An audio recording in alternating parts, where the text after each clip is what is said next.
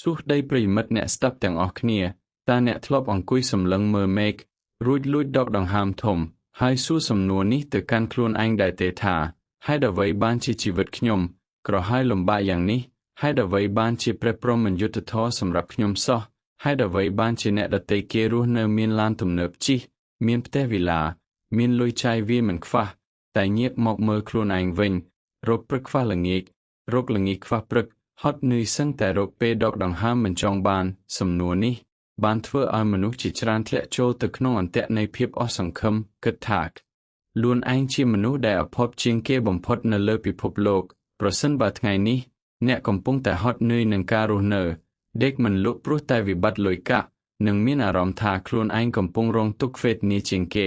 ចូលចំណាយពេល2-3នាទីស្ងប់ចិត្តបន្តិចរួចស្ដាប់រឿងនិទានដ៏មានអត្ថន័យមួយនេះ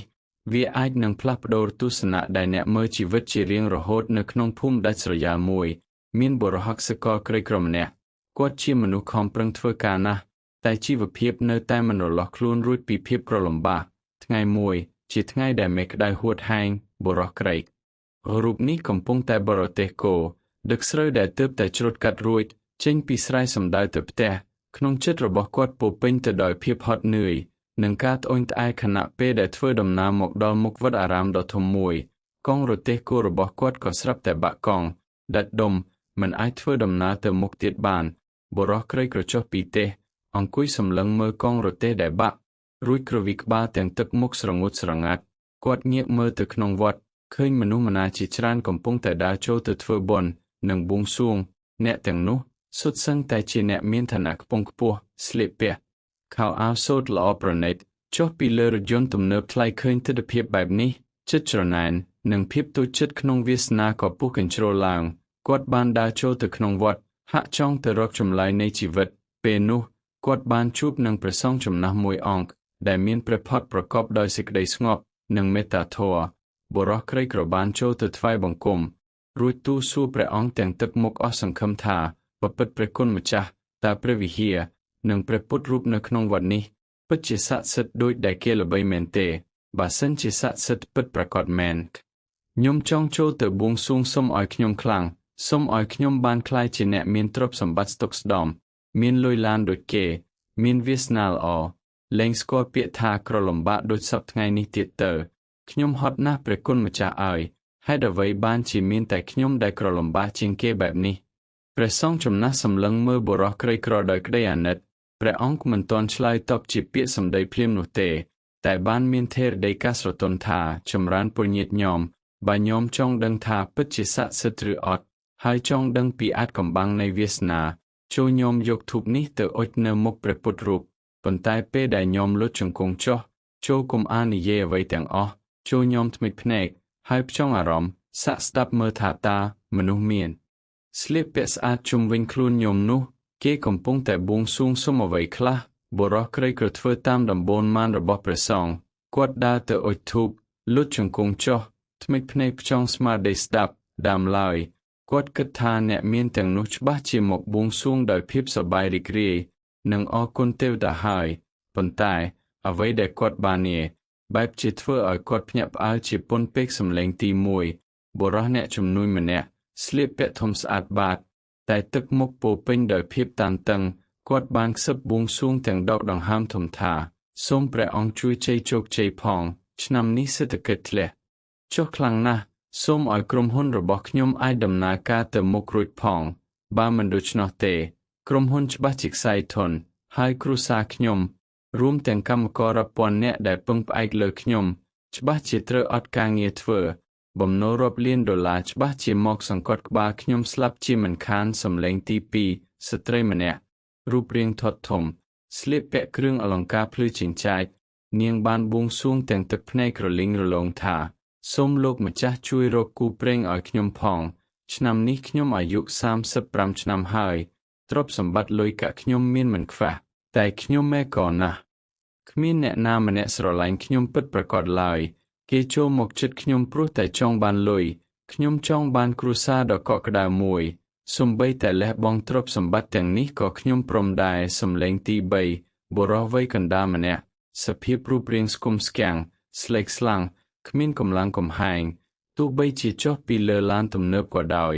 គាត់បានលើកដៃសំពះញ័ររួចបួងសួងថាបពិតព្រះអង្គជាម្ចាស់ខ្ញុំសូមថ្វាយបង្គំសូមសេចក្តីសុខខ្ញុំសូមឲ្យខ្ញុំជាសះស្បើយពីជំងឺមហារីកនេះផងកុំឲ្យខ្ញុំមានជំងឺឈឺស្កាត់ទៅទៀតអីលុយកាក់ដែលខ្ញុំរកបានរាប់សិបពេជ្រនាំមកនេះមិនអាចទិញដង្ហើមនិងក្តីសុខឲ្យខ្ញុំបានឡើយបើខ្ញុំជាសះស្បើយទោះឲ្យខ្ញុំទៅធ្វើជាសកលរែកដីក៏ខ្ញុំព្រមដែរបន្ទាប់ពីបានស្ដាប់ការបួងសួងនិងការអូទាំងរបស់មនុស្សម្នាក់រួចមកបុរសក្រីក្រក៏បើកភ្នែកឡើងយឺតចិត្តរបស់គាត់ដែលធ្លាប់តែឆេះឆួលដោយភាពច្រណែននិងតូចចិត្តក៏ស្រាប់តែត្រជាក់រលត់ទៅវិញគាត់ចាប់ផ្ដើមពិចារណានៅក្នុងចិត្តអន់ណាស់មនុស្សគ្រប់គ្នាដែលខ្ញុំធ្លាប់តែគិតថាគេមានក្តីសុខគេល្អឥតខ្ចោះតាមពិតទៅពួកគេសុទ្ធតែមានវិបត្តិនិងការទុក្ខលំបាករៀងខ្លួនសោះអ្នកឡាស់មានលុយតែគ្មានសេរីភាពត្រូវលីកូនសោឡានទាំងខួរក្បាលសឹងតែផ្ទុះដោយសារបំណុលនិងការទទួលខុសត្រូវអ្នកខ្លះមានលុយតែគ្មានសេចក្តីស្រឡាញ់ពិតអ្នកខ្លះមានលុយរាប់លានតែគ្មានសុខភាពដើម្បីរស់នៅចាយលុយទាំងនោះឡើយគាត់ងាកមកសម្លឹងមើលដៃជើងខ្លួនឯងទោះបីជាប្រឡាក់ដីស្រែតែវាមានកម្លាំងមាំមួនមិនឈឺស្កាត់គាត់នឹកឃើញដល់ប្រពន្ធនិងកូនរបស់គាត់នៅផ្ទះទោះបីជាហូបបាយជាមួយទឹកត្រីឬត្រីខំប៉ុងតែផ្ទះរបស់គាត់ពោពេញដោយស្នាមញញឹមភាពស្មោះត្រង់និងការដេកលក់ស្កប់ស្កល់រាល់យប់ដោយមិនបាច់ភ័យលីករឿងសាយធនឬបំណុលធនាគារឡើយភ្លាមនោះគាត់ក៏ដឹងខ្លួនថាតាមពិតទៅខ្ញុំមានសេចក្តីសុខជាងពួកគេទៅទៀតខ្ញុំពិតជាមានសុខភាពល្អជាងពួកគេហើយមានគ្រួសារដ៏កក់ក្ដៅមួយដែលអ្នកមានខ្លះចំណាយលុយរាប់លានដុល្លារក៏ទិញមិនបានផងព្រះសង្ឃចំណាស់បានដើរមកជិតរួចសួរទៅបុរសក្រីក្រដោយស្នាមញញឹមថាតើញោមយល់ច្បាស់ហើយឬនៅជីវិតមនុស្សយើងម្នាក់គួរតែរៀនពេញចិត្តនៅអ្វីដែលខ្លួនយើងកំពុងមាននៅថ្ងៃនេះបុរសក្រីក្រលើកដៃសំពះថ្វាយបង្គំលាព្រះសង្ឃរួចដើរចេញមកជួសជុលកង់រទេះរបស់ខ្លួនដោយស្នាមញញឹមនិងកម្លាំងចិត្តជាថ្មីប្រិយមិត្តអ្នកស្ដាប់ទាំងអស់គ្នារឿងនិទាននេះមិនមែនគ្រាន់តែជារឿងប្រឡោមលោកសម្រាប់ស្ដាប់កម្សាន្តនោះទេប៉ុន្តែវាគឺជាកញ្ចក់ដ៏ធំមួយដែលកំពុងតែឆ្លុះបញ្ចាំងពីជីវិតពិតរបស់ខ្ញុំរបស់អ្នកនិងរបស់ពួកយើងគ្រប់គ្នានៅក្នុងសង្គមបច្ចុប្បន្នមនុស្សយើងភាគច្រើនតែងតែមានទម្លាប់មួយគឺយកចំណុចខ្វះខាតរបស់ខ្លួនឯងទៅប្រៀបធៀបនឹងចំណុចល្អឥតខ្ចោះរបស់អ្នកដទៃអ្នកមើលឃើញគេបង្ហោះរូបឡានថ្មីផ្ទះស្អាតដើរលេងកន្លែងប្រណីតនៅលើបណ្ដាញសង្គមរួចអ្នកក៏ចាប់ផ្ដើមតូចចិត្តនឹងវាសនារបស់ខ្លួនឯងប៉ុន្តែnokមិនដែលបានឃើញទិដ្ឋភាពនៅពីក្រោយខ្នងរបស់គេឡើយអ្នកមិនដឹងថា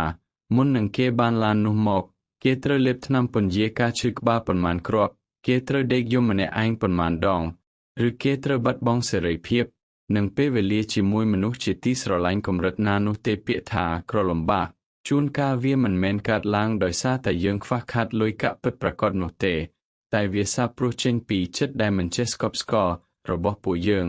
ដែលរៀបណាអ្នកនៅតែរត់ដេញតាមការចង់បានរបស់អ្នកដទៃដែលរៀបនោះអ្នកនឹងក្លាយជាអ្នកសុំទានខាងផ្លូវចិត្តអស់មួយជីវិតទោះបីជាអ្នកមានលុយពេញធនាគារក៏ដោយប្រសិនបើថ្ងៃនេះអ្នកមានអារម្មណ៍ថាលំបាកចូលក្រឡេកមើលអ្វីដែលអ្នកកំពុងមានបើអ្នកមានសុខភាពល្អដើរបានញ៉ាំបានដកដង្ហើមខ្លួនឯងបានអ្នកកំពុងតែមានទ្រព្យសម្បត្តិមហាសាលដែលអ្នកជំងឺនៅក្នុងមន្ទីរពេទ្យកំពុងតែប្រាថ្នាចង់បានបើអ្នកមានគ្រួសារមានបាយហូបមានផ្ទះជំរកមិនជ្រាបទឹកភ្លៀងអ្នកកំពុងតែមានក្តីសុខជាងមនុស្សរាប់លានអ្នកនៅលើលោកនេះដែលកំពុងតែរត់ភៀសខ្លួនពីសង្គ្រាមនិងការអត់ឃ្លានចូលឈប់ប្រអូទាំងពីវាសនាតែចូលរៀនដឹងគុណចំពោះអ្វីដែលមាននិងខំប្រឹងប្រែងដើម្បីវិដែលចង់បានការពេញចិត្តនឹងអ្វីដែលខ្លួនមានមិនមែនមានន័យថាអ្នកត្រូវឈប់ខំប្រឹងឈប់រកលុយនោះទេតែវាមានន័យថាអ្នករកលុយដោយក្តីសុខមិនមែនរកលុយដោយភាពលោភលន់និងការប្រៀបធៀបចូលក្រោកឈរឡើងវិញជួសជុលរទេះជីវិតរបស់អ្នកដែលកំពុងតែបាក់ដូចបុរសកសិករនៅក្នុងរឿងបោះជំហានទៅមុខដោយស្នាមញញឹមជឿជាក់លើតម្លៃខ្លួនឯង